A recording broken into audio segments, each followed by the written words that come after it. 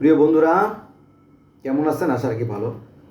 আপনারা যদি কোরআন হাদিস ভালো করে জেনে থাকেন তাহলে শুনবেন যে জাহান্নাম উদ্বোধন করা হবে একজন আলেমকে দিয়ে। জাহান্নামে প্রথমে একজন আলেমকে ফেলা হবে, এটা কোরআন হাদিসের কথা। আমার মনে হয় আসলে কথাটা ঠিকই আছে। আলেম দিয়েই জাহান্নাম ভরা উচিত, কারণ তারা এই যে কোরআন শরীফ পড়ে অথচ এই কোরআনের বিরুদ্ধ কথা বলে, অন্যায় করে, ফলে একটা সহজ সরল জাতি বিভ্রান্তিতে পড়ে গেছে। এই হিসেবে একজন আলেম দিয়েই দোজখের উদ্বোধন করা উচিত। কথা ঠিক আছে। এখন কথা হচ্ছে যে সমস্যা কি? আলেমকে দিয়ে কেন দোজখের উদ্বোধন করা হবে? এর কারণটা কি?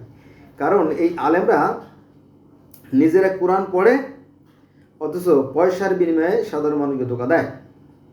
সেটা আপনাদেরকে খোদ কোরআন থেকেই বলি না। আপনারা যদি পবিত্র কোরআন শরীফের সূরা ইব্রাহিম দেখেন, পবিত্র কোরআন শরীফের সূরা ইব্রাহিমের 4 নম্বর আয়াত দেখেন, তাহলে সেখানে আল্লাহ বললেন যে আমি আল্লাহ আমি প্রত্যেক রাসূলকেই তার স্বজাতির ভাষাভাষী করে পাঠিয়েছি।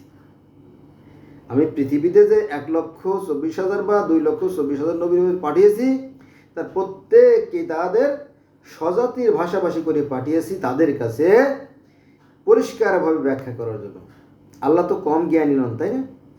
এখন কথা হচ্ছে, পৃথিবীতে ভাষার সংখ্যা কত জানেন কি? পৃথিবীতে ভাষার সংখ্যা আছে আপনার 7,111টা, মতান্তরে 6,995টা।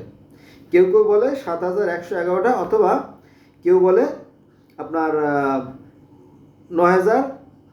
6,995টা। সে যাই হোক, প্রায় 7,000-এর কাছাকাছি হয়।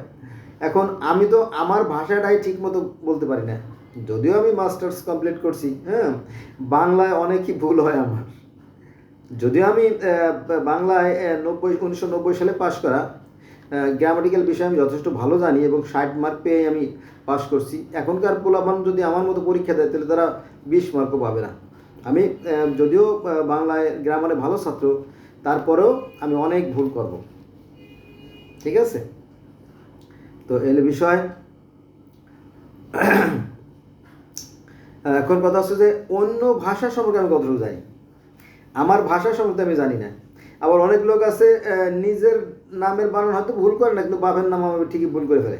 আছে না? বহু লোক আছে। অনেকে আছে নিজের নাম লিখতেও পারে না। আছে না? আছে, অনেক লোক আছে।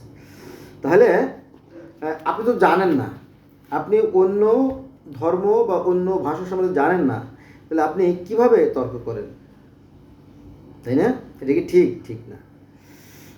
এই ধর্ম ব্যবসাটা একটা মারাত্মক রকমের ধোঁকাবাজি ব্যবসা। সহজ সরল সাধারণ মানুষদের ধোঁকা দিয়ে তাদের কাছে জান্নাতের টিকিট বিক্রি করা হয় খুব অল্প দামে।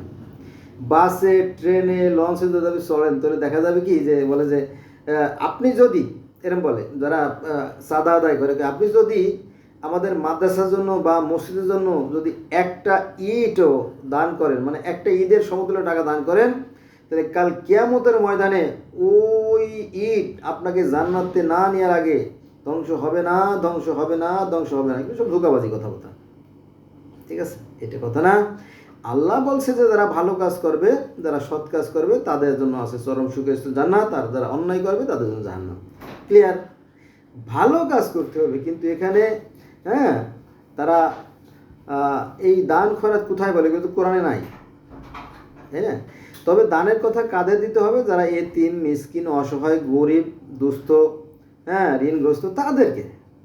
কিন্তু এই তো আজকে আপনার সাথে কথা বলতেছি না যে আজকে হচ্ছে 19 তারিখ, আজকে হচ্ছে 19/8/2025 সাল, মঙ্গলবার।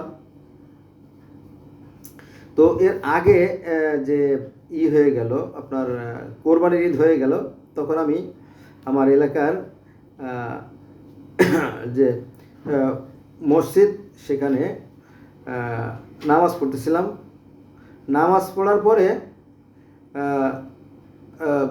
হুজুর বলতেছে, ইমাম সাহেব বলতেছে যে আমরা আপনাদের মুরব্বী যারা চলে গেছে, কবরস্থ হয়ে গেছে, তাদের জন্য দোয়া করব, আল্লাহ যেন তাদেরকে জান্নাতবাসী করে। এই ওই সাথে সাথে একই সাথে আপনার ওই যে দিয়ে তোয়ালে দিয়ে 2 গ্রুপ পাঠাইতেছে। এক গ্রুপ ইমাম সাহেবের টাকা, আর এক গ্রুপ মাদ্রাসার ফান্ডে টাকা। এই বেশ ভালো কথা। তখন ওই যে ওই সুরটা শুরু করছে যে দানকারীর ওই মা বাপের রাইকো সুখে কবরে, নূরের টুপি মাথায় দিয়ে লুঠায় রোজ হায় সরে। মানে এই যে ধোঁকাবাজি, এই ধোঁকাবাজি করে ঈদের সময় তো সবাই পকেট গরম থাকে, বাস টাকা পয়সা নিলেও এটা ভাগযোগ করে যার যার। পরে অনেক সময় 1 মাস ছুটি হয়, বিশাল ছুটি, এত বড় ছুটি অন্য কোনো প্রতিষ্ঠান আছে জানি না। ভালো কথা। তো আমার বেলা হয়েছে ব্যতিক্রম। আমি এক বেয়াদব লোক বোঝেন না, আমি তো বাড়ি ঘরে থাকি না আজ 30 বছর 35 বছর। তো এক লোকের বিরুদ্ধে প্রায় শতাধিক মামলা আছে, মামলাবাজ। তো আমি যেহেতু একজন সচেতন মানুষ, দায়িত্বশীল মানুষ, তো ওনাদের ওই দুর্নীতিগুলো আমার কাছে অপছন্দ, আমি এটা ঘৃণা করি। তো তারা জানে যে আমি ঘৃণা করি এবং তাদের পক্ষ নই। তারা আমারে মারবে নামাজ পড়ার ঠিক আগে তারা প্ল্যান করছে আমারে মারবে।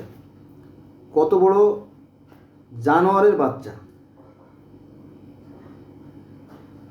আমি তো একটা ন্যায্য কথা বলছি, যার বিরুদ্ধে অসংখ্য মানুষ অভিযোগ দিছে, থানা কোর্টে মামলা দিছে। আমি তো তাদেরই পক্ষের একজন, ন্যায়ের পক্ষের একজন লোক। এই হলো আমাদের সমাজের অবস্থা। সমাজের মানুষ সত্য কথা বলতেই ভয় পায়।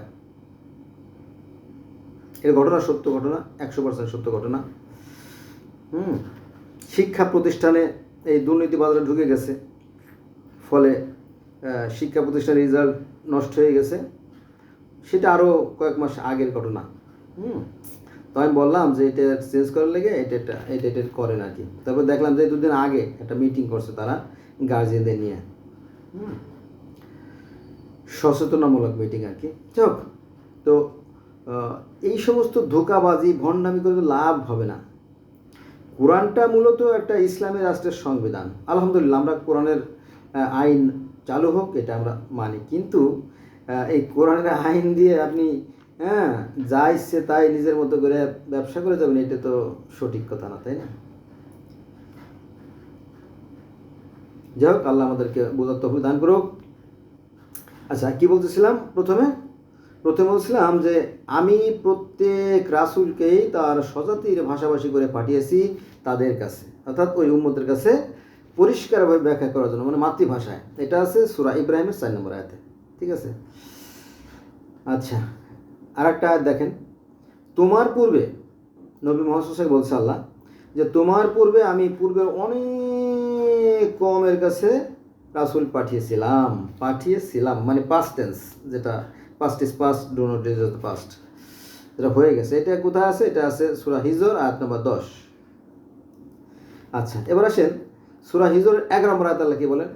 তাদের নিকট এমন কোনো রাসূল আসেনি যাকে ঠাট্টা বিদ্রূপ করতো না। পৃথিবীতে যখনই কোনো মহামানব, যখনই কোনো নবী রাসূল আসছে, তারা কিন্তু লাঞ্ছিত, বঞ্চিত, অপমানিত হয়েছে। প্রত্যেকটা ধর্ম খুঁজে দেখবেন তাই।